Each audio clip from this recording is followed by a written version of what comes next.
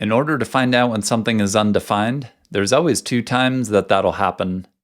The first is when you have the square root of a negative number, and the second is when you divide by 0. So which of these two do we have for this problem? Well, we do have the square root of a negative, so automatically B, that's the one that's undefined.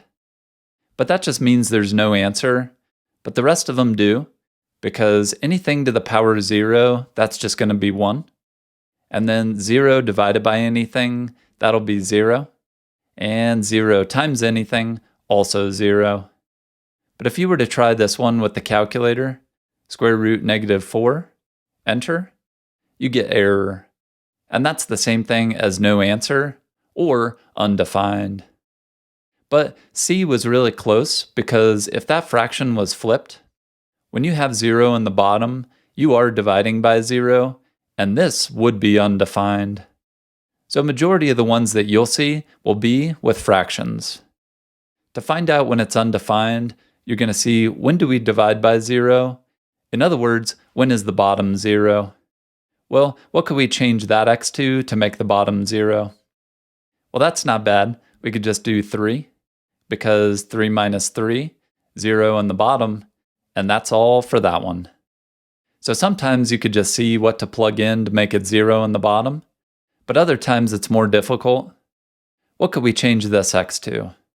Well, if you don't know, go ahead and just grab the whole thing, set it equal to 0, and then we're going to solve for x. To do that, you want to get it by itself. Whatever's on that side, just do the opposite. So +2 and +2 to the other side. Because these 2's will cancel and drop everything down. 0 plus 2, 2 on that side. But now x is being multiplied by 3. So once again, do the opposite, divide by 3. And these 3's cancel. So finally, x is 2/3. And that's our final for this one. So it may not look like it, but 2/3, if you plug that in for x here, that'll make the whole bottom 0. Therefore, we divide it by 0, and it makes it undefined. Okay, so a little extra on that one. But finally, you could have multiple answers that do the trick. Whenever you have parentheses, there's probably 2 separate x's that could make it 0. But in this case, one of them is just when x is 0. So changing both of these to 0's, that's what we'll get.